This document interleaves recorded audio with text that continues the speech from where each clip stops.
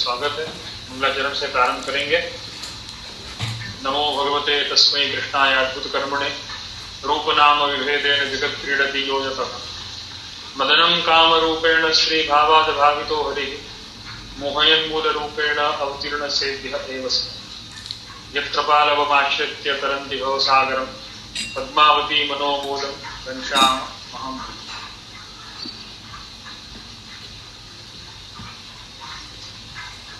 जैसा कि सभी विष्णुओं को ज्ञात है, श्री राय जी विरचित अद्भुत ग्रंथ सिद्धांत शतक स्वमार्गीय शरण समर्पण सेवा आदि निरूपण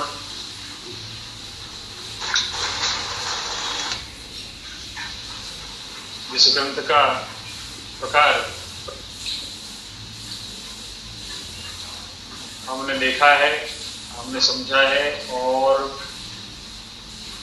पुष्टि मार्गीय वैष्णव होने के नाते, श्री महाप्रभु जी के सेवक होने के नाते जो हमारी जिम्मेदारी है, जो हमारी जवाबदारी है, वो कैसे निभाई जाए, उसका बहुत ही सटीक उल्लेख और वो भी विविध विविध प्रकारों से श्री राय जी ने किया है। आप सभी जानते हैं, इस ग्रंथ का प्रारंभ हम कर ही चुके हैं और श्री महाप्रभु जी श्री राय जी की कृपा से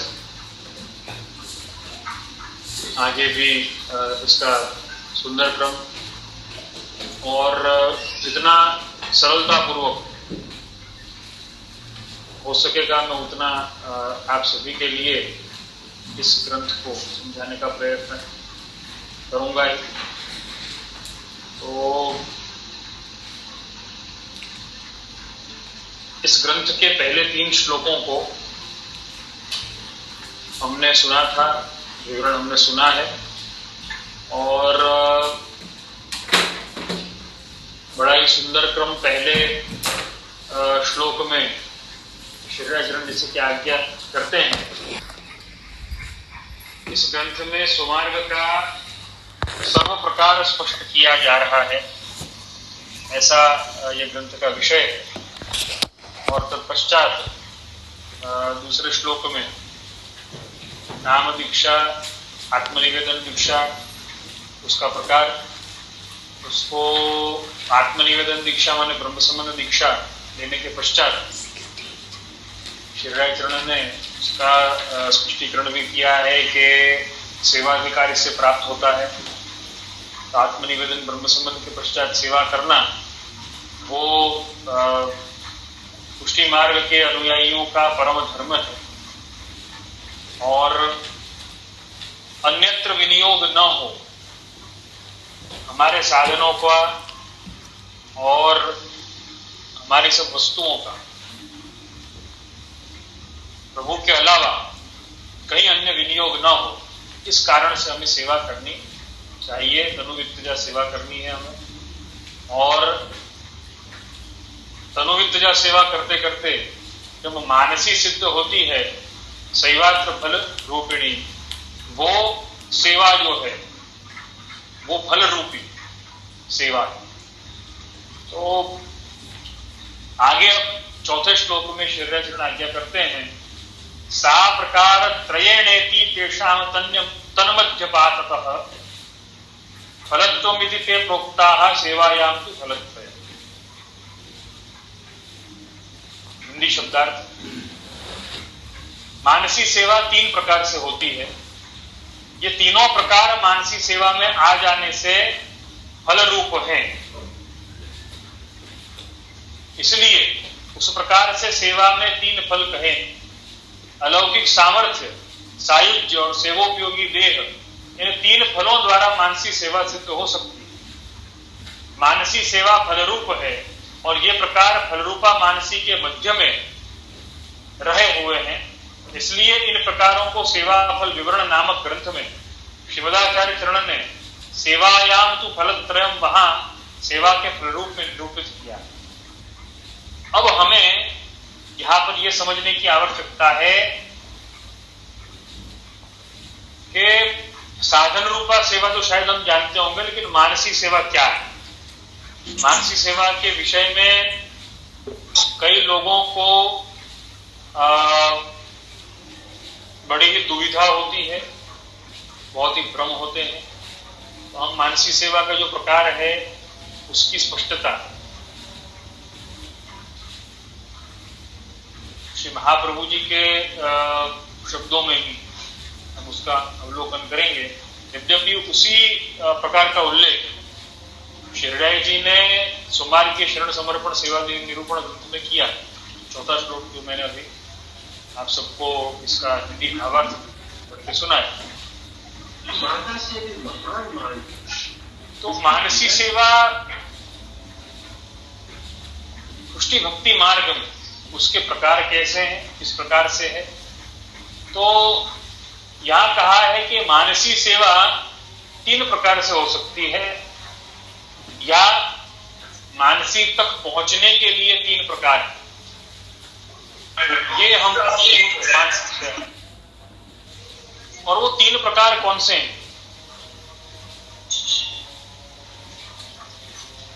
उन तीनों प्रकार का उल्लेख श्री महाप्रभु जी ने सेवा फल ग्रंथ में किया है। और सेवा फल सविवरण ग्रंथ जो है श्री महाप्रभु जी के द्वारा ही सेवा फल ग्रंथ का विवरण भी किया गया है। और उसी ग्रंथ में श्री महाप्रभु जी की आज्ञा अनुसार यहां पर पहले ही श्लोक में महाप्रभु जी आज्ञा करते हैं,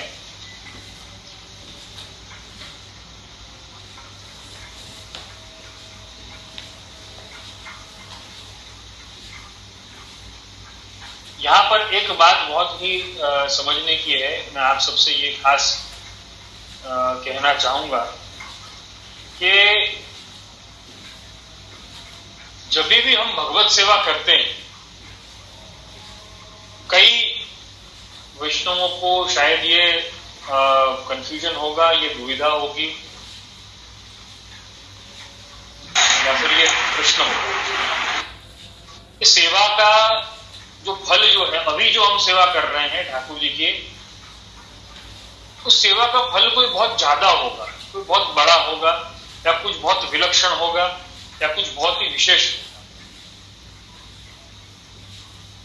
तो वहां पर मैं एक खास बात कहना चाहता हूं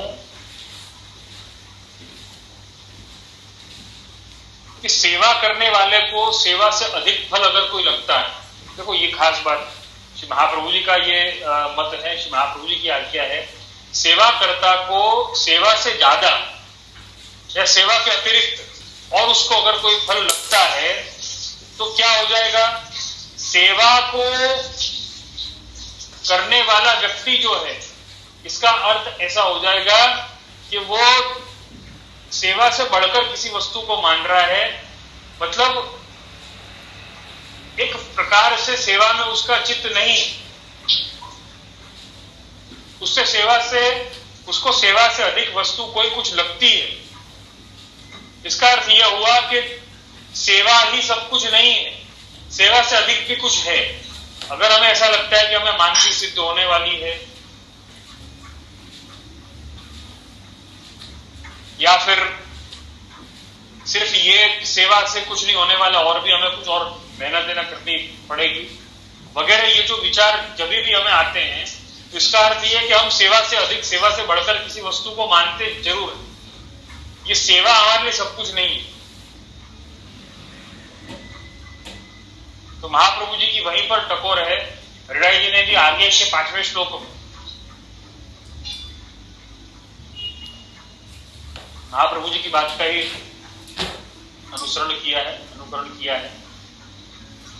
तो सेवा फल सविवरण ग्रंथ में पहले श्लोक में श्री महाप्रभु जी आज्ञा करते हैं, यादृशी सेवना प्रोक्ता तत्सिद्धौ फलम उच्यते अलौकिकस्य दाने ही चाद्य सिद्धेन मनोरथ। और बड़ा ही सुंदर प्रकार यहाँ पे समझाया है टीकाकार ने। नरसिंहलाल जी की प्रतिभाषा जो टीका है उसके अनुसार, और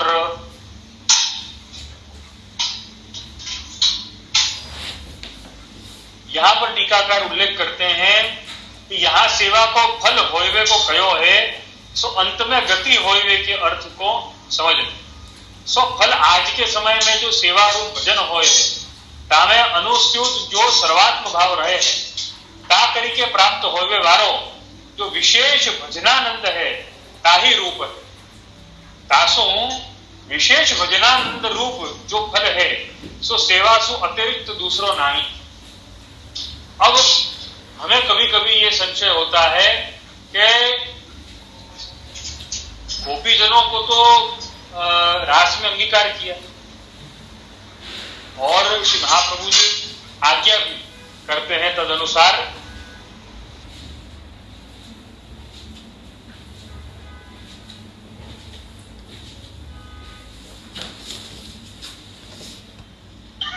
जो हम सेवा कर रहे हैं तो शायद उसके फलस्वरूप, जैसे गोपीजनों का रास में अंगीकार किया, तो ऐसा कोई हमारा अंगीकार कोई रास में होने वाला है क्या होने वाला? तो देखो, रास एक ठाकुर जी की लीला है, लेकिन हेतु क्या है? देखो, हेतु मुख्य होता है। ठाकुर जी की लीला कैसे हुई है वो मुख्य नहीं है, लेकिन उसका हेतु मुख्य है। और हेतु क्या है? पुष्टि जीव के लिए, पुष्टि जीव के उद्धारार्थ। यद्यपि कोई हेतु है तो मात्र और मात्र एक है। श्री महाप्रभु जी रासपंचायत सुबुद्धि जी में आज्ञा करते हैं, ब्रह्मानंद समुद्रत्य भजनानंद संनियोजते। गोपीजनों का योजन जो है, गोपीजनों का अंगीकार जो है, या गोपीजनों को दान जो करना है, वो कौन सा आनंद का करना है? तो भजनानंद का दान। ब्रह्मानंद का दान तो होगा,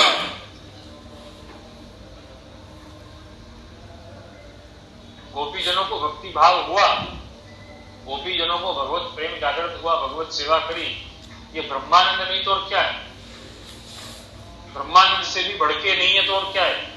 अब पूर्ण रूपेण उन्हें भजनानंद का आनंद करवाना है, इसलिए ये लीला है। अब यहां पर महत्व की बात यही है कि हमें भजनानंद पर कंसंट्रेट करना है। हमारा हेतु जो है प्रभु का, जो कृपा करने का पूरा अभिगम, देखो अभिगम तो कृपा का लीला का कोई होता ही नहीं, लेकिन एक सामान्य विचार अगर करा जाए तो यही है कि प्रभु कृपा करते हैं भजनानंद में योजन करने के लिए, ब्रह्मानंद से निकाल करके भजनानंद में योजित करने के लिए, भजनानंद का दान करने के लिए। अब वो भजन का आनंद ही नहीं अगर आ रहा है, देखो भजन का आनंद आना बहुत जरूरी है, भक्ति का आनंद आना बहुत ही जरूरी है। वही तो फल है, हम सेवा कर रहे हैं या कुछ भी कर रहे हैं।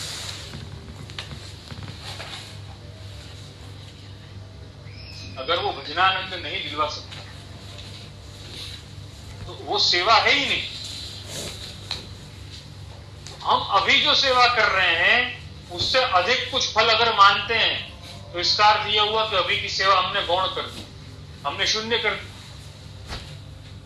तो उससे गौण कभी ना मान, उसे शून्य कभी ना कर। हमें ऐसा लगता है कि नहीं अभी तो ऐसा ही है तो अभी तो ऐसे सेवा होने दो ना, फिर देखा जाएगा, प्रभु तो फलदान जब करेंगे तो की बात। तब ऐसा नहीं है। हमें दृढ़ता पूर्वक इस बात का विचार रखना पड़ेगा कि अभी जो सेवा कर रहे हैं वो फल रूपिणी सेवा ही है, उससे अतिरिक्त तो कोई फल नहीं है। इतने गीता जी में श्री कृष्ण ने अर्जुन के प्रति कहो है कि अंत में जाजा भाव को स्मरण करतो शरीर को छोड़े, ताता भाव को प्राप्त होए है, और अंत में जो मति होए सो गति होए, ऐसो न्याय। तो कहा कि अभी जो सेवा कर रहे हो उसमें अगर मन नहीं लग रहा है तब फिर फलरूपी सेवा को कैसे प्राप्त करोगे, मानसी सेवा को कैसे प्राप्त करोगे?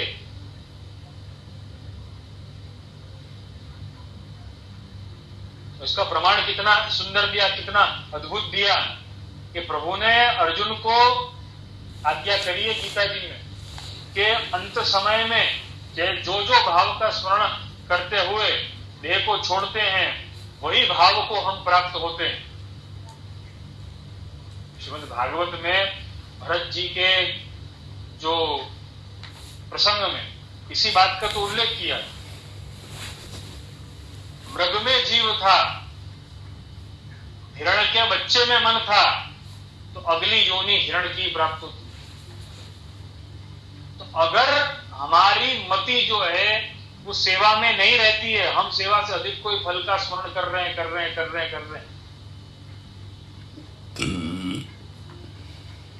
तो इसका एक सामान्य अर्थ क्या होता है? हम सेवा से अधिक किसी वस्तु को मान रहे हैं, मतलब हमें मानसी सेवा प्राप्त नहीं होने वाली है। देखो,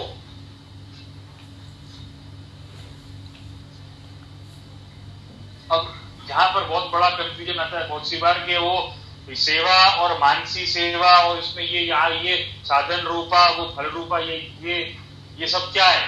देखो, बहुत सिंपल बात मैं ना समझा, बहुत सिंपल तरीके से आपको मैं समझाने का प्रयत्न करता हूं। किसी व्यक्ति के साथ समझो कोई विवाह योग्य कोई लड़का है और विवाह योग्य कोई लड़की। अब पहले से एक दूसरे को जानते हैं, लेकिन वो संबंध वो स्थापित नहीं हुआ है, लेकिन जानते हैं। समझो कि पहले से जानते हैं लेकिन संबंध स्थापित नहीं हुआ है। अब एक दूसरे को जानते हैं,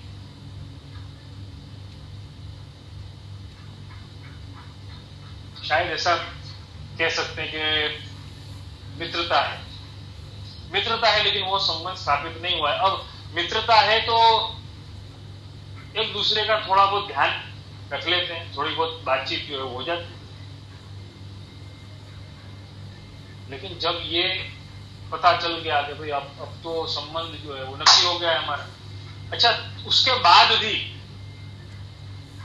रखना तो ध्यान ही है ना। आप करोगे क्या? बातचीत करोगे, ध्यान रखोगे, संभाल रखोगे, यही होगा, स्नेह होगा, और क्या होगा? तो महत्व की बात यही है। देखो, सब कुछ वही हो रहा है।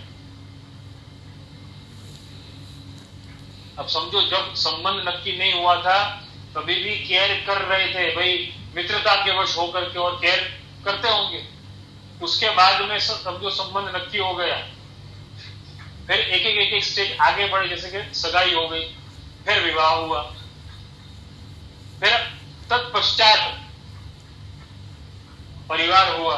तो ये सारे जो स्टेजेस जो हैं रिलेशनशिप की, जो सब स्टेजेस जो हैं, ये सारे स्टेजेस में क्रिया तो सारी वही है, भावना बदलती रहती। तो ये महत्व की बात है। देखो, साधन रूपा सेवा और फल रूपा मानसी सेवा में जो हमें समझ में नहीं आता है ना, वो यही है कि देखो, जुड़ाव बढ़ता जाता है तो भावना और जुड़ती चली जाती। ये महत्व की बात है। जब आप साधन रूपा सेवा कर रहे हो, एक व्यक्ति को समझो, कोई लड़का एक व्यक्ति को, किसी लड़की को केवल एक लड़की के तौर पे देखे और तत्पश्चात उसको अपनी पत्नी के तौर पे देखे, उसमें कितना अंतर पड़ेगा ना? बस यही बात, महत्व की बात यही, देखने की बात यही है कि हमें जब प्रभु के प्रति, जब केवल साधन रूपा सेवा का भाव है, हम केवल साधन रूपा सेवा कर रहे हैं,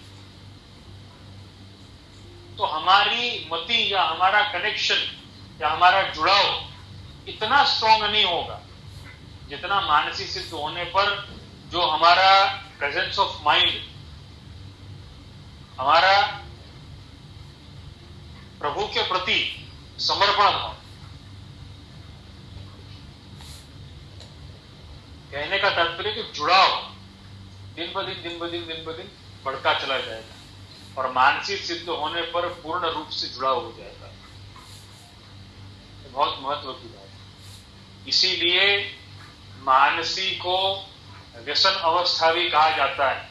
एक नाम व्यसन अवस्था भी कहा। तो व्यसन माने क्या? व्यसनी को जैसे होता है कि व्यसन के अलावा कुछ दिखता ही नहीं है, हर चीज में व्यसन देखता है, हर चीज में अपने व्यसन को प्राप्त करने की चाहना रखता है और उसी के लिए प्रयत्नशील रहता है। तो यही मानसी। हम प्रभु से और प्रगाढ़ संबंध में बंधते चले जाते हैं, प्रभु के प्रति हमारा समर्पण भाव जो है वो और बढ़ता चला जाता है, प्रभु के प्रति हमारा जुड़ाव जो है और गहरा होता चला जाता है। ये साधन रूपा से फल रूपा मानसी की तरफ की पूरी यात्रा है। तो महाप्रभु जी के कथनानुसार यदि हम विचार करें, जैसा कि चौथे श्लोक में हृदय जी ने आज्ञा करी,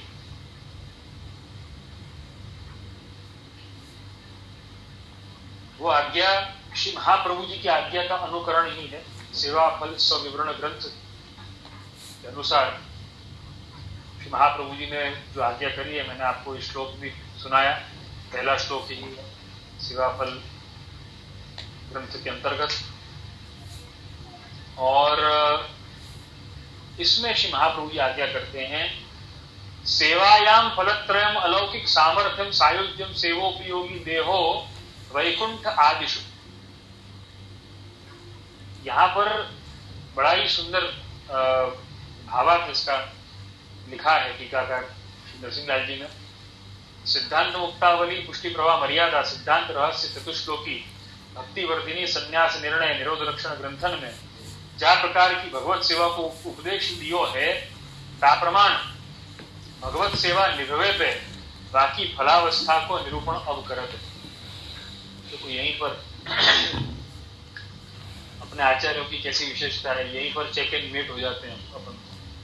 आज के समय के हम जीव यहीं पर चेक एंड मेट हो जाते हैं। जैसे वो शतरंज के खेल में शय और मात होती, जैसे चेस के खेल में चेक एंड मेट होता है, बस वैसे ही यहां पर कहा कि सेवा के फल का विचार कब करना चाहिए, मानसी सेवा का विचार कब करना चाहिए या व्यसन अवस्था का विचार कब करना चाहिए, उसकी स्पष्टता पहले ही दे देते हैं। देखो कैसे, पहले तो ये सेवा फल ग्रंथ जो है अथवा फलावस्था का निरूपण जो है, या इस फलावस्था को समझने की योग्यता भी जो है वो कब प्राप्त होगी। वैष्णव हम कई बार मानसी सेवा के विषय में सुनते हैं, मानसी करनी चाहिए, मानसी करने की चीज नहीं, मानसी तो होने की, वो तो हो जाता है। सेवा करने की चीज है। देखो साधन रूपा सेवा तो करने की चीज है, तनुवित्तजा सेवा करने की चीज है, लेकिन मानसी सेवा करने की चीज नहीं है।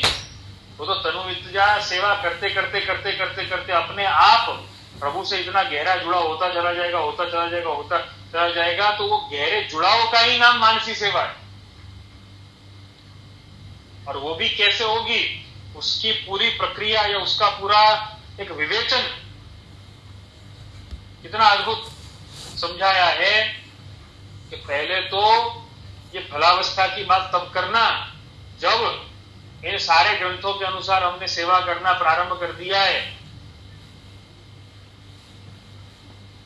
मतलब सिद्धांत मुक्तावली सुनो, यहां पर टीकाकार ने जो उल्लेख किया है, सिद्धांत मुक्तावली पुष्टि प्रवाह मर्यादा भेद सिद्धांत रहस्य चतुश्लोकी भक्ति वर्धिनी संन्यास निर्णय निरोध लक्षण, जा प्रकार ये सारे ग्रंथन में जा प्रकार को उपदेश श्री महाप्रभु जी ने करो है, ता प्रमाण भगवत सेवा निभवे पे बाकी फलावस्था को निरूपण अब कर। देखो मानसी सेवा का विवरण वो इन सारे ग्रंथों में निरूपित और जो उपदेशित श्री महाप्रभु जी के वचन हैं, सेवा के जो प्रकार हैं, वो अनुसार निभने के पश्चात मानसी सेवा का या फलावस्था का निरूपण अब किया है। उसके अनुसार माने कि वो सारे प्रकार हमने निभा लिए हैं, अब तत्पश्चात जो प्रकार, जो फलावस्था का निरूपण करना है वो कर रहे हैं।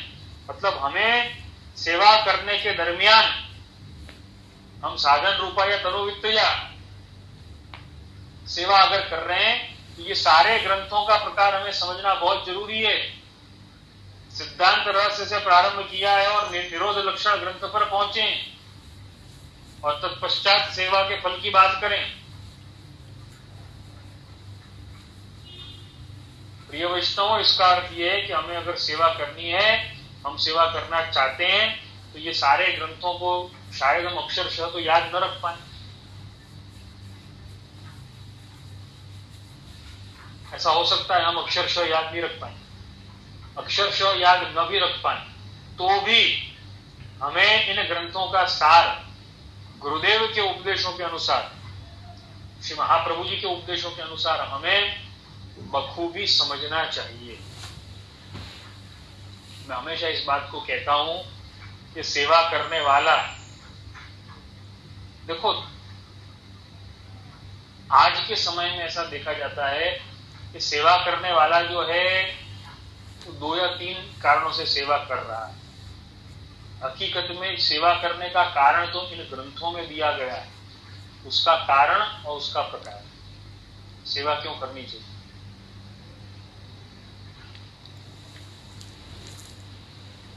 ये ग्रंथ कौन से हैं? सिद्धांत मुक्तावली, पुष्टि प्रवाह, मर्यादा भेद, सिद्धांत रहस्य, चतुश्लोकी, भक्ति वर्धिनी, संन्यास निर्णय, निरोध लक्षण। इन सारे ग्रंथों में भगवत सेवा का उपदेश दिया हुआ। अब ये सारे ग्रंथ नहीं समझे तो हमें सेवा करने का कारण महाप्रभु जी ने जो दिया है वो नहीं मिलने वाला है, हमें हमारा कारण मिलेगा। देखो आज हर कोई अपना अपना कारण लेकर के और बैठा है। देखो मैं सेवा इसलिए कर रहा हूं, मैं सेवा इसलिए कर रहा हूं, सबके पास में अपने अपने कारण है। लेकिन जिन्होंने सेवा का ही उपदेश दिया है, जिन्होंने सेवा का पूरा एक तात्विक विचार ही प्रस्तुत किया है, उनका विचार क्या है, उनका कारण क्या है, क्या वो समझना है, वो हमारी फर्ज नहीं। वैष्णव आप सभी, इसका मतलब ऐसा बिल्कुल भी नहीं कि अब सेवा करना कठिन हो गया, ये बात बिल्कुल भी ना माने। देखो सेवा करना कठिन और आसान हो ही नहीं सकता। न तो मैं ये कहूंगा कि सेवा करना बहुत आसान है, न तो मैं ये कहूंगा कि सेवा करना बहुत कठिन। हमें हमेशा एक ही बात कहनी चाहिए, सेवा करना वो आनंद है। जैसे माता अपने संतान के लिए कुछ भी करे, उसके लिए कठिन या आसान का कोई प्रश्न नहीं है, उसके लिए प्रश्न आनंद का है, उसके लिए प्रश्न स्नेह का है। ऐसे ही सेवाकर्ता के लिए सेवा जो है वो प्रश्न स्नेह का है। इसका सारा उल्लेख जो है वो इन ग्रंथों में किया गया। तो कारण वो जाने या वो जानने का प्रयत्न करें। आप सेवा करना चाहते हैं, बहुत आनंद की बात है, जरूर करें, तो करनी चाहिए। स्वधर्म ब्रह्मसंबंध लिया हुआ है, हमें सेवा करनी चाहिए। लेकिन सेवा का कारण जो है वो अपना से कारण ढूंढने के पहले महाप्रभु जी का कारण क्या है वो जानने का प्रयत्न अवश्य करें। उसके अलावा ये सेवा फलदायी नहीं। आप विचार करो कि ये सारे ग्रंथों में सिद्धांत मुक्तावली, पुष्टि प्रवाह, मर्यादा भेद, सिद्धांत रहस्य, चतुश्लोकी, भक्ति वर्धिनी, संन्यास निर्णय, निरोध लक्षण, ये सारे ग्रंथों में श्री महाप्रभु जी ने जो उपदेश किया है सेवा करने का, मतलब सेवा कितने हाई लेवल की भावना और हाई लेवल का प्रकार है। देखो इसका मतलब ऐसा नहीं कि हम अपने आप को लो लेवल का मान करके सेवा करना छोड़ दें, या ऐसा माने कि हमसे सेवा कहां होने वाली। लघुता ग्रंथि हमें बिल्कुल भी नहीं लाती। भक्त की विशेषता यही होती है, एक सेवक की विशेषता यही होती है, वो लघुता ग्रंथि नहीं लाता, अपने में दीनता लाता, लघुता को छोड़ के दीनता लाता। जहां पर भी उसे ऐसा लगता है कि देखो ये मुझसे तो नहीं होने वाला है, ये तो केवल प्रभु कर सकते हैं, जहां पर भी उसे ऐसा एहसास हो, जहां पर भी उसे ऐसा विचार आए, वो समय में उसे क्या करना है? वो समय में उसे प्रभु के अद्भुत स्वरूप का, अद्भुत सामर्थ्य का विचार करना है कि देखो ये सामर्थ्य प्रभु में है, मुझ में तो नहीं है, लेकिन तो भी इसकी कोई शक्यता है होने की, तो ये प्रभु की सामर्थ्य से हो सकता है। तो सेवा के लिए ये विचार कितना दिव्य है, और ये सारे ग्रंथों का अवलोकन करके या गुरु के श्रीमुख से इन सारे ग्रंथों का सार समझने के पश्चात हमें सेवा का आनंद आएगा, और फिर हमें फलरूपी सेवा, मानसी सेवा को समझने में आसानी। इसी से जुड़ा हुआ एक बहुत ही क्या कहें कि एक अद्भुत प्रश्न है। गुजराती में એને કહેવાય બહુ જ રૂડો, बड़ा ही अद्भुत प्रश्न है। मुझे लगता है कि ऐसा विचार भी जो है वो बहुत ही कम लोगों को या शायद किसी को भी नहीं आया होगा ऐसा प्रश्न पूछने का। और ये प्रश्न नंबर है 32वां 32। आपके एचसीसी सत्संग व्हाट्सएप ग्रुप की जो प्रश्नों की सूची होगी, वो लिस्ट जो होगी, उसमें ये प्रश्न है 32वां प्रश्न है 32 प्रश्नों की संख्या के अनुसार। और ये प्रश्न करता है मोना मेहता अहमदाबाद से। अहमदाबाद से उन्होंने ये प्रश्न किया है। मोना मेहता ने कई दिन पहले उन्होंने प्रश्न किया था, और उन्होंने प्रश्न कुछ ऐसा किया है। वो लिखती हैं, मेनी टेम्पल्स एंड पुष्टि मार्गीय मंदिर to share pics and videos of their Shri प्रभु, बट आप कभी श्री मदन मोहन प्रभु के पिक्स या वीडियोज शेयर नहीं करते। I have seen many places, do not take pics and videos, signboard, please may be very silly question, but do not know exact answer to this. So I want to tell it is not a silly question, it is a very logical question, और बहुत ही अच्छा ये सवाल है। और मैं तो ऐसा मान रहा हूँ कि ये सवाल अभी के समय के लिए तो बहुत ही उपयोगी और बहुत ही बढ़िया सवाल है, क्योंकि जहां पर ऐसी चर्चा चल रही हो कि अभी के लॉकडाउन के समय में प्रभु से दूर होना या प्रभु के दर्शन न होना, ये सबकी एक मन में एक बहुत बड़ी दुविधा है, मन में एक बहुत बड़ा खेद है सबके मन में। तो ऐसे समय में ये प्रश्न आना बहुत ही मैं ऐसा कहूंगा कि प्रासंगिक प्रश्न है।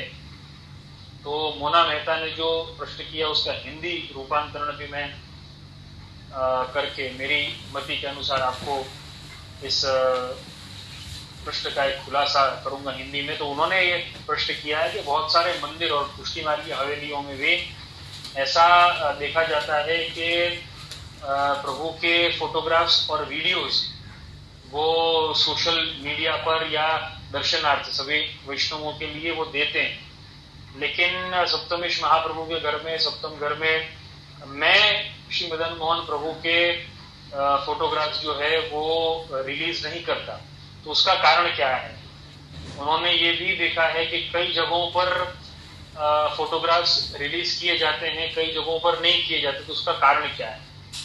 तो उनका ये प्रश्न बहुत ही अच्छा है, और मैंने जैसे कि मैं बताया अभी के समय के लिए बड़ा ही प्रासंगिक इसलिए है क्योंकि लॉकडाउन के समय में ये चर्चा बहुत जोरों शोरों पर है कि ऑनलाइन दर्शन अगर करवाए जाएं तो वैष्णवों की भीड़ भी नहीं होगी और वैष्णवों को संतोष भी होगा, उनको दर्शन भी हो जाएंगे, और एक मध्य मार्ग भी निकल जाएगा। जो भी प्रॉब्लम है उसका सॉल्यूशन तो कब आए ये तो इच्छा पर है, लेकिन एक मध्य मार्ग निकल जाएगा हो जाएंगे। और एक सोशल डिस्टेंसिंग का जो एक नॉर्म है, जो एक रूल है, वो भी निभाया जा सकेगा। सब समस्याओं से भी दूर रहेंगे। कई मंदिरों ने ऐसा प्रारंभ भी किया है, ऑनलाइन दर्शन भी हो रहे हैं। वो एक उनका एक अपना विचार है, वो एक उनका एक अपना एक भाव है, तो मैं उस पर तो कोई कमेंट नहीं करना चाहूंगा। लेकिन मोना मेहता ने मेरे बारे में ये प्रश्न किया है कि मैं शेयर नहीं करता श्री मदन मोहन प्रभु के फोटोग्राफ्स या ऐसा कोई भी जो प्रकार है। तो मुझे बहुत ही खुशी है कि ये सारा जो प्रकार है वो श्री महाप्रभु जी की आज्ञानुसार, क्योंकि अपना देखो, मैं प्रश्नकर्ता से और सभी श्रोताओं से बात जरूर शेयर करना चाहूंगा कि पहले तो सेवा, देखो दर्शन की बात अपने आप है, दर्शन का इतना महत्व नहीं जितना सेवा का महत्व। दर्शन तो अपने आप बहुत ही प्रारंभिक अवस्था की बात है, दर्शन तो भक्त को पहले ही हो जाते हैं। ब्रह्मानंद की जो मैंने बात करी, दर्शन होने पर देखो, आज ब्रह्मा जी को अगर प्रभु के दर्शन होते हैं तो बहुत आनंद की बात है, उनके तो सब आनंद सारा फल वहां पर मिल गया, लेकिन सेवा नहीं मिलती। पुष्टि मार्ग का पूरा विचार, पुष्टि मार्ग के पूरा अभिगम जो है वो सेवा के ऊपर, न कि दर्शनों के ऊपर। दर्शन तो बहुत प्रारंभिक, आज कोई भी थोड़ा सा भी जब तक है ना कर लेगा तो उसे दर्शन तो है ना मिल जाएंगे ठाकुर जी को, उसमें कहां पर। आज श्रीमद् भागवत के अनुसार ध्रुव चरित्र देखें, ध्रुव जी ने कुमारावस्था में गृह त्याग करके और नारद जी के कहे अनुसार तत्तात गच्छ भद्रम ते यमुनास्तटम शुचि ही,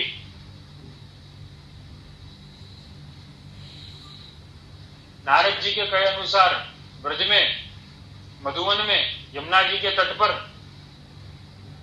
जा करके और तपस्या करी। प्रभु प्रसन्न हुए, बड़ी घोर तपस्या उन्होंने करी, इसका उल्लेख श्रीमद् भागवत में आता ही। इतनी घोर तपस्या करने के पश्चात प्रभु ने दर्शन दिए, ध्रुव पद दिया, ध्रुवलोक। ध्रुव जी के लिए ध्रुवलोक ही अलग है, ध्रुव पद की प्राप्ति हुई, प्रभु ने सब कुछ दिया, दर्शन दिए, लेकिन भजनानंद का दान किया, भजनानंद का दान नहीं किया। तो कहने का तात्पर्य यही है, बहुत सामान्य अर्थ में मैं ये इस बात को अगर समझाऊं तो कहने का तात्पर्य यही है मेरा कि दर्शन जो है वो इतने महत्व के बिल्कुल नहीं है, मैं ऐसा नहीं कह रहा। देखो, यद्यपि हम अपने आप को भजनानंदी अगर मान लेंगे कि हमें तो क्या है, दर्शन की आवश्यकता ही नहीं, हमें तो भजनानंद लेना, ये भी गलत। इसका अर्थ ये है, देखो बहुत सी बार ऐसा भी हो सकता है कि दर्शनों के द्वारा ही प्रभु को भजनानंद का दान करना, हमें क्या पता। तो अगर दर्शन का सौभाग्य भी प्राप्त हो रहा है तो जरूर लें, लेकिन वो दर्शन जो है वो सेवा के दर्शन जो है। देखो हमारे पुष्टि मार्ग में महत्व की बात क्या है, केवल भगवान के दर्शन जो है वो महत्व की बात नहीं है, लेकिन भगवान की सेवा भक्त किस भाव से करता है, भाव की अभिव्यक्ति है, ये महत्व की बात। और उसकी अभिव्यक्ति अपने भगवान के प्रति, उसकी अभिव्यक्ति, उसके प्रेम की अभिव्यक्ति, अपनी भक्ति की अभिव्यक्ति जो है वो महत्व की बात है, और उसी के दर्शन करने हैं। अगर आज नवनीत प्रिया जी को श्री गोसाई जी पलने में झुला रहे हैं तो केवल नवनीत प्रिया जी के दर्शन चित स्वामी जी को होते तो कोई बात नहीं थी, लेकिन चित स्वामी जी किस वस्तु में अपने धन्य भाग्य मानते हैं, चित स्वामी जी धन्य भाग उस वस्तु में मानते हैं कि जब गोसाई जी के और श्री नवनीत प्रिया जी के दर्शन अलौकिक हो के कबहुक आप संग मिल झूले और कबहुक उतर झुलावे हो, कि कभी तो नवनीत प्रिया जी के संग झूलते हुए श्री गोसाई जी के दर्शन हो रहे हैं, और कभी दर्शन ऐसे हो रहे हैं कि आप उतर के और नवनीत प्रिया जी को झुला रहे हैं। क्या लीला है, कुछ समझ नहीं आ रहा, कितनी अद्भुत लीला है। कहे भोजन करत थारे के झारी दो मिल खाए खवा।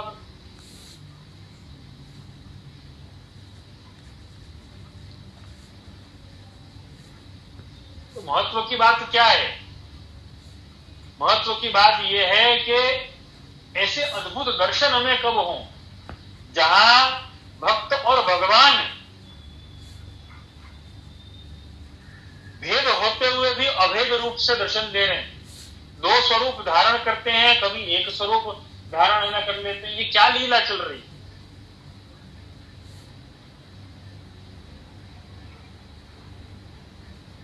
धन धन भाग्य दास निज जन के जो यह दर्शन पाए।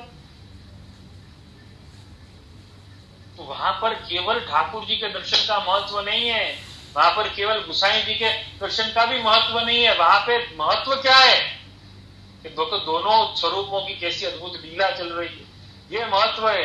तो हमारे यहाँ पे दर्शन किस वस्तु के होते हैं? हमारे यहाँ पे दर्शन उस भाव के होते हैं, उस स्नेह की अभिव्यक्ति के होते हैं।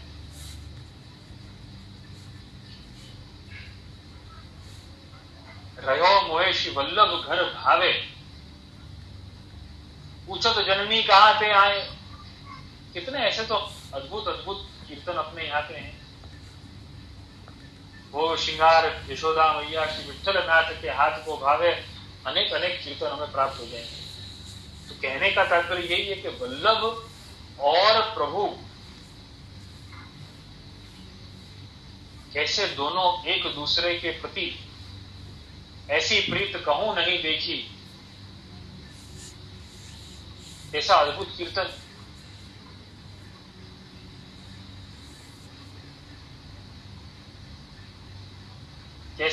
कैसी अद्भुत प्रीत है गुसाई जी की और ठाकुर जी की। यशोमती सुत श्री वल्लभ सुत जैसी ऐसी प्रीत कहूं नहीं देखी। प्रभु का और गुसाई जी का प्रेम ऐसा अद्भुत है, वो दर्शन करने के लिए ही तो हम वल्लभ के घर जाते हैं। इज इक्वल टू हम हवेली में जाते हैं। हवेली माने क्या है? वल्लभ का घर। वल्लभ के ठाकुर जी हों वो हवेली है, बाकी ठाकुर तो हम सबके यहां पर है। ठाकुर जी हमारे माथे श्री महाप्रभु जी ने कृपा करके पधरा भी है, लेकिन दर्शन वो नहीं है। दर्शन तो ये है यशोमती सुत श्री वल्लभ सुत जैसी ऐसी प्रीत कहूं नहीं थी। वो दर्शन है, वो महत्व की बात है। और वो दर्शन कैसे होंगे? वो दर्शन तब होंगे जब सिद्धांत मुक्तावली, पुष्टि प्रवाह, मर्यादा, वेद, सिद्धांत, रहस्य, चतुश्लोकी, भक्ति वर्धिनी, संन्यास, निर्णय, निरोध रक्षा ग्रंथ के अनुसार सेवा हो रही है। उस भाव के अनुसार, श्री महाप्रभु जी की आज्ञानुसार, उस मेढ़ के अनुसार वहां पर सेवा हो रही है। और वल्लभ और प्रभु के अभेद दर्शन हो रहे हैं।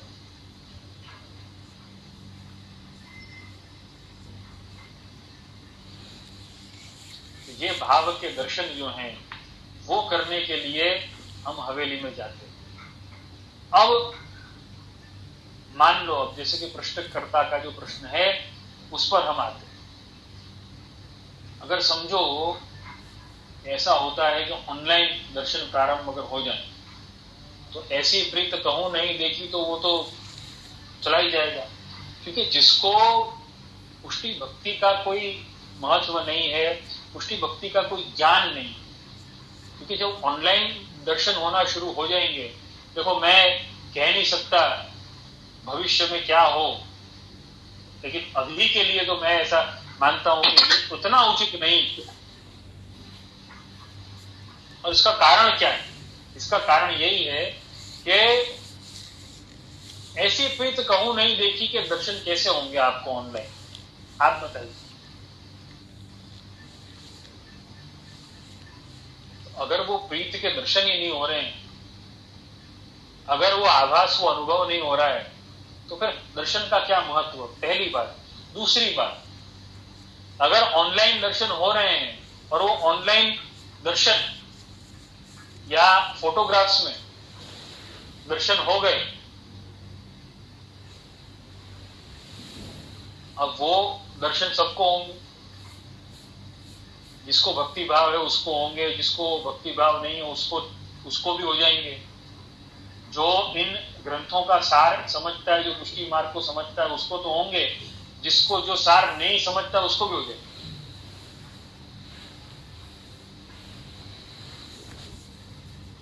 जो सार नहीं समझता है उसके लिए पुष्टि मार्ग का प्रकार समझना बड़ा ही कठिन कार्य है। अब मेरी बात को ध्यान से आप है ना सुनना है, इस बात को बहुत ध्यान से सुनना है। बड़ा ही कठिन कार्य है उसके लिए। पुष्टि मार्ग को नहीं समझता हो उसके लिए दर्शन उसको करवाना, हाँ उसके मन में भक्ति भाव अगर है तब तो बात अलग है।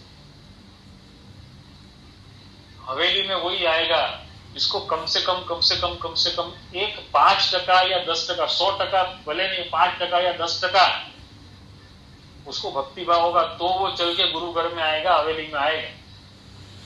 लेकिन ऑनलाइन तो उसमें भक्ति भाव हो या नहीं हो, वो तो निंदा के भाव से भी करेगा, अरे देखो ऐसे होता है, अरे देखो ऐसे होता है। कईयों को ये समझ में नहीं आता है कि ठाकुर जी को नकवेसर क्यों आता है। स्वामी जी के भाव से आता है नकवेसर। प्रभु के कई आभरण तो ऐसे हैं, प्रभु के कई प्रकार तो ऐसे हैं कि स्वामी जी के भाव भावित होकर के और प्रभु वो आभरण कराते हैं। जो मर्यादा मार्ग में अन्य वैष्णव संप्रदायों में, पुष्टि मार्ग को छोड़ के अन्य वैष्णव संप्रदायों में वो प्रकार से श्रृंगार नहीं होते, जो अपने आप ये तो खाली मैंने श्रृंगार की बात समझा, ऐसे तो कई प्रकार है।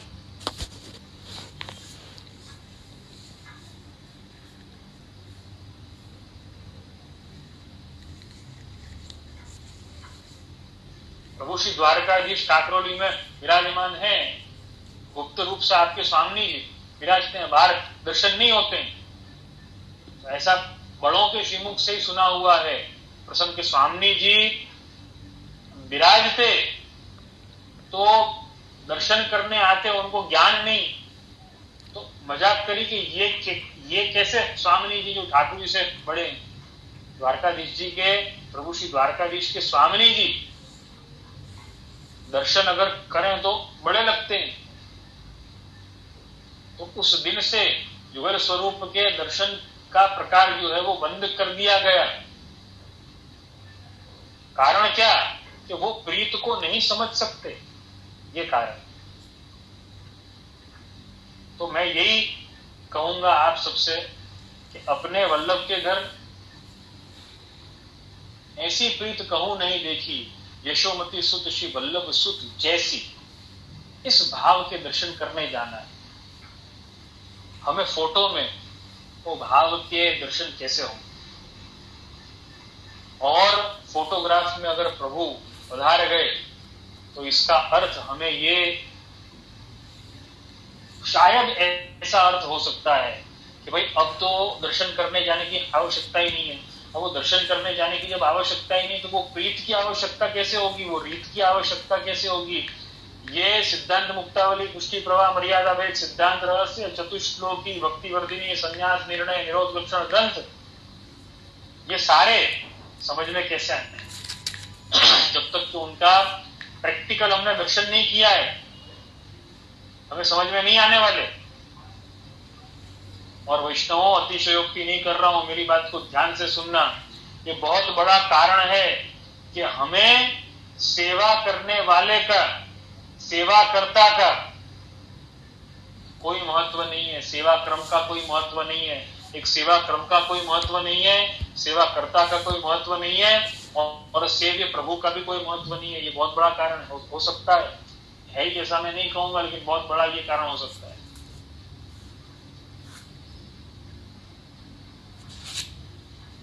हम सिर्फ मंदिर के बाहर खड़े होकर के ऐसा कह सकते हैं, पता नहीं इतना टाइम क्यों लग रहा है, क्या हमने कभी सेवा करने का प्रयत्न किया है, इतना टाइम क्यों लगता है।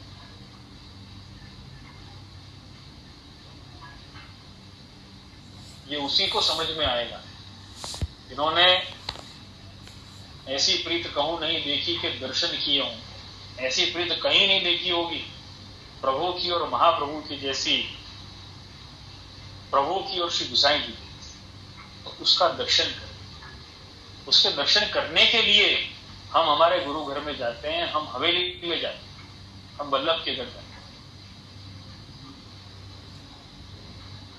इसीलिए तो पुष्टि भक्ति मार्ग में हवेलियों में सत्ता जो है, प्रभु जो है वो गुरु के होते हैं, वल्लभ के। उसका कारण क्या है कि वो ऐसी प्रीत के दर्शन करने के लिए है भाई।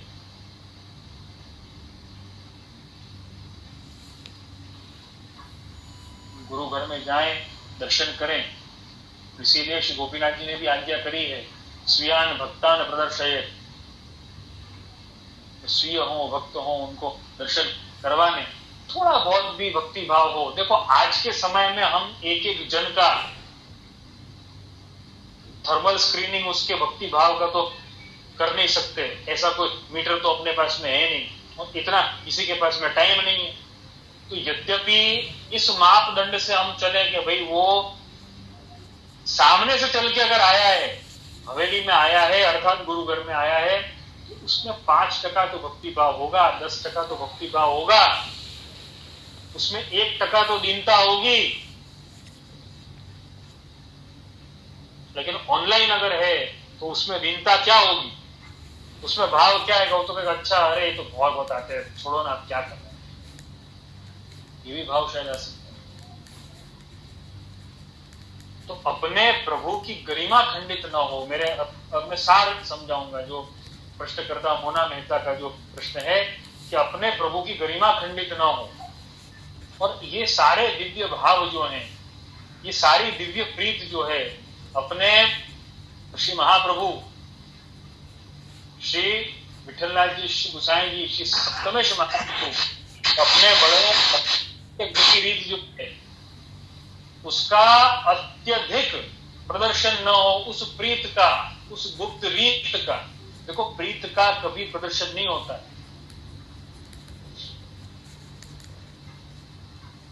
ये कारण है बहुत बड़ा कि दर्शन करवाने में बहुत बड़ा रिस्क। देखो जो करवा रहे हैं वो गलत ही है ऐसा तो मैं कह नहीं सकता, लेकिन रिस्क बहुत कि उनको वो प्रीत के दर्शन होंगे या नहीं होंगे, रिस्क बहुत है। इसलिए अब अभी के समय के लिए तो ये बिल्कुल अनुकूल नहीं है, ऐसा मेरा मानना। जिनमें भाव हो, भक्ति भाव हो, वो तो स्वयं आएंगे।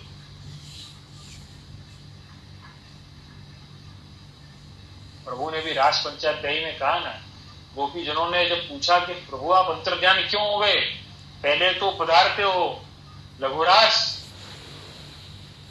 में अद्भुत रस का दान करते हो और फिर अंतर्ध्यान हो जाते हो और फिर वापस अभी पधार गए हो, ऐसा क्यों?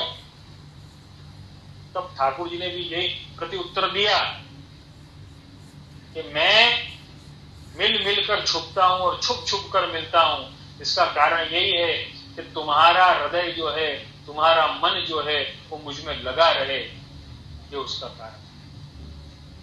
तो प्रश्नकर्ता और सभी श्रोता इस बात पर ध्यान दें। मोना मेहता का प्रश्न जो बहुत ही दिव्य और बहुत ही मुझे खुशी है कि आजकल के सब अपने युवा वैष्णव जो हैं, आजकल के सब वैष्णव जो हैं वो इतने खुले मन से अपने आचार्य से, अपने वल्लभ कुल बालक से, अपने गुरु से ये प्रश्न करते हैं। बहुत अच्छी बात है, बहुत आनंद की बात है। मैं यही कहूंगा कि दिव्य भाव का आदान प्रदान जो है वो सन्मुख में होने से होगा। अब वो दर्शन ऑनलाइन तो हो गए, ऑनलाइन दर्शन होने पर सन्मुख हुए या नहीं हुए फिर वही प्रश्न आ जाएगा। और देखो सजावट आदि के और जो अन्य प्रकारों के जो दर्शन होते हैं जो अपने घर से भी करवाए जाते हैं, वो ब्रजभक्तों का दिव्य भाव है। हिंडोला के दर्शन जैसे कि हुए, हिंडोला का भाव ब्रजभक्तों का भाव है। इसी से लगता हुआ एक और प्रश्न भी अपने बहुत ही हमारे बाल वैष्णव हैं, बाल हमारे वैष्णव जो पाठशाला में आती हैं, उन्होंने प्रश्न किया है।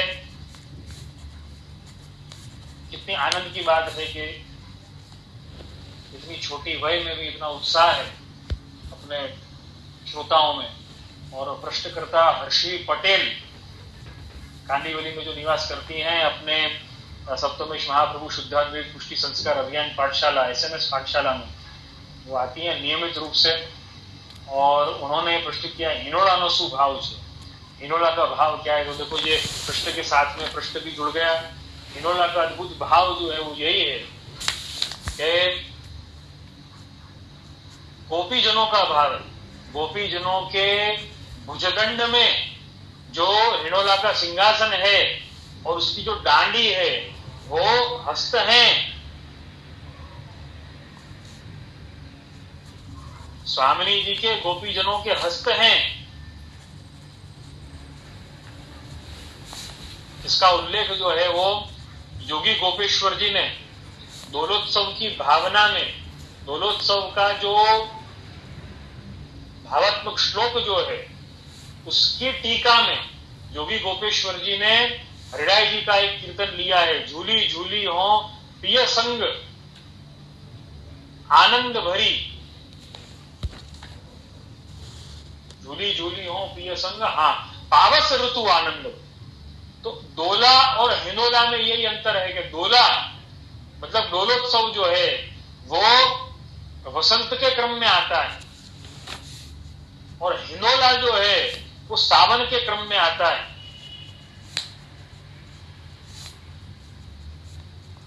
जब धरती, जब प्रकृति आर्द्र होती है तब हिनोला होता है। तो मन में जो आनंद है, मन में जो झूलने का आनंद, जो प्रकृति लहरा रही है, उसका आनंद जो है वो हिनोला के भाव से, हिनोला के आनंद से प्रभु को अपन लिवाते हैं। हमारा भाव जो है इस वर्षा काल में, इस बरसात के मौसम में हमारा मन भी जो है वो प्रफुल्लित हो जाता है, आर्द्र हो जाता है, गीला हो जाता है। प्रभु के भगवत रस में वो आर्द्र हो जाता है, भीग जाता है। तो इस भीगे हुए रस को, इस भीगे हुए आनंद को कैसे अभिव्यक्त करना? तो हम प्रभु को जुड़ा करके इसकी अभिव्यक्ति करते हैं। झूली झूली हो पिय संग पावस ऋतु आनंद भरी।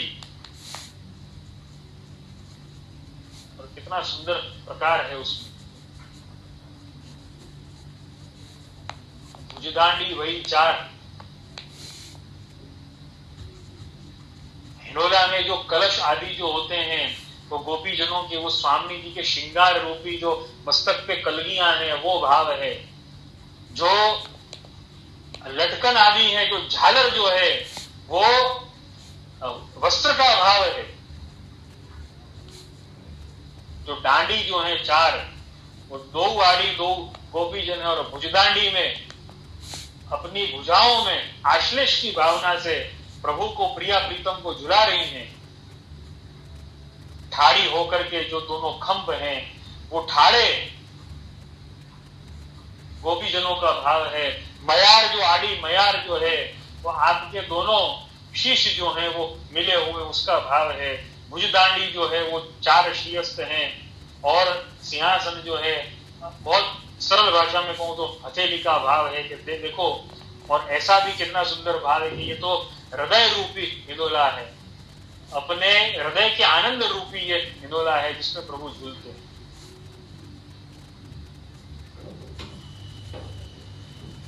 ये हिनोला का ऐसा अद्भुत भाव है। दोला और हिनोला में यही अंतर है। दोला जो है वो वसंत के क्रम में आता है, हिनोला जो है वो वर्षा के क्रम में आता है, सावन के क्रम में आता है।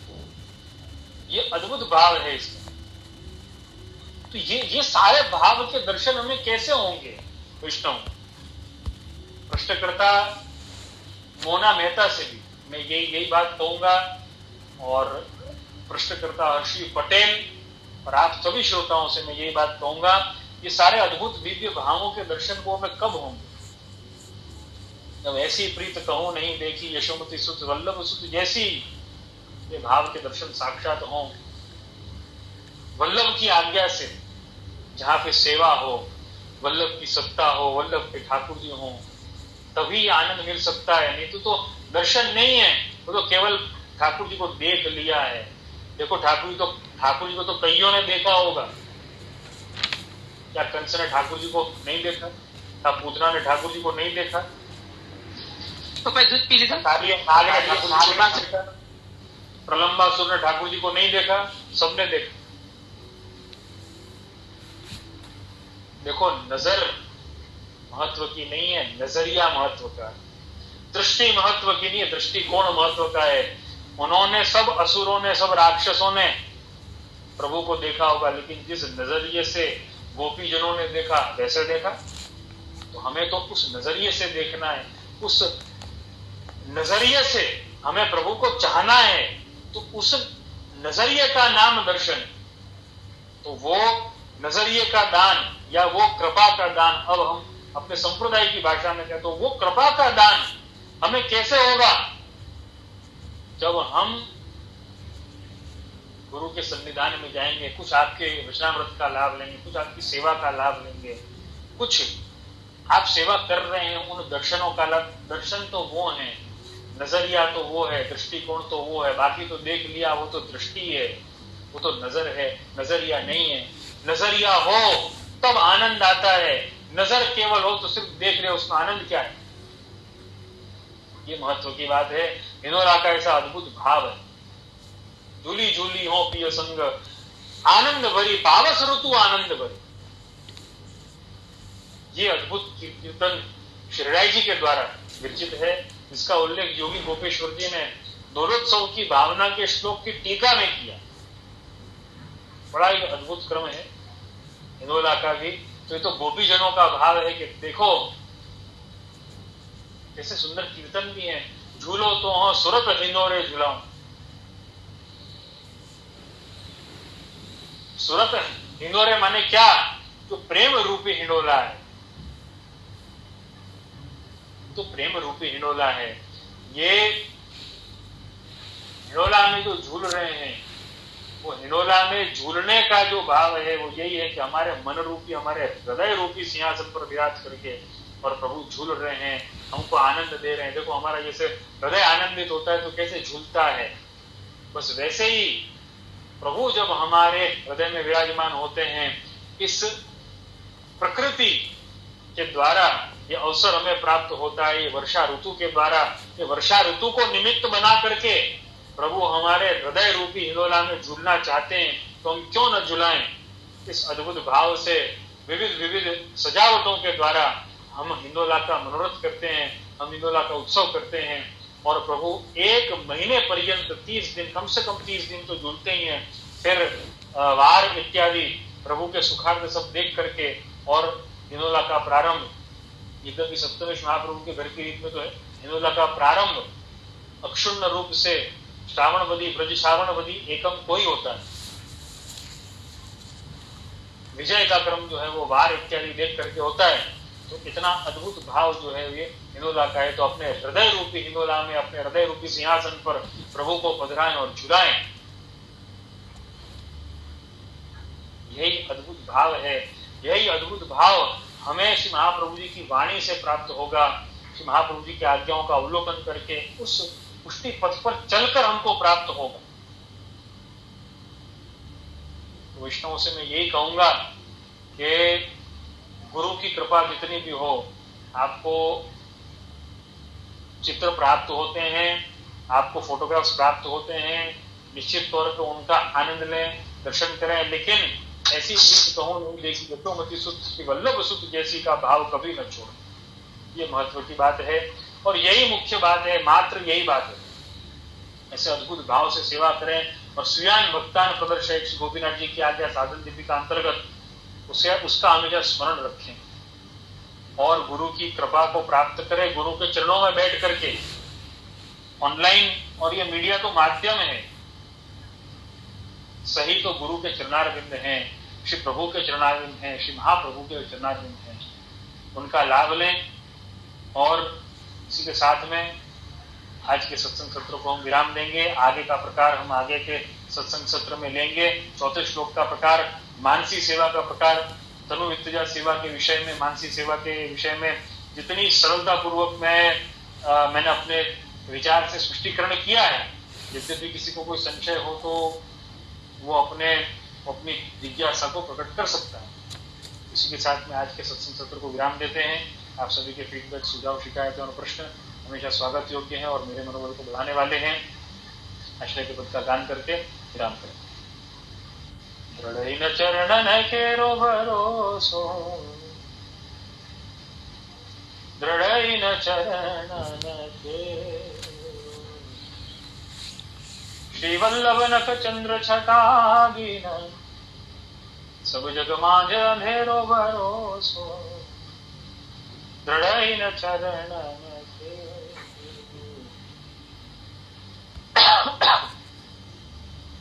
साधन और नहीं आकली में यासु हो यही,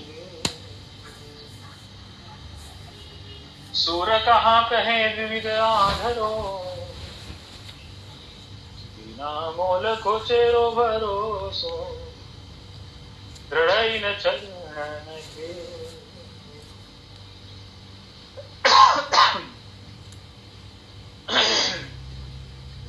चरणन केरो भरोसो,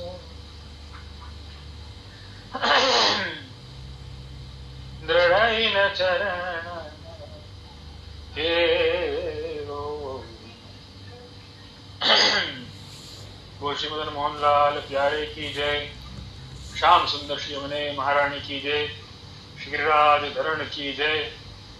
शिवल्लभाधीश की जय। गुसाई जी परम दयाल की जय। घनश्याम की परम दयाल की जय। अपने अपने गुरुदेव की जय। सभी वैष्णव को शुभकामना, शुभाशीष। सर्वे भवन्तु सुखिनः, सर्वे सन्तु निरामयाः।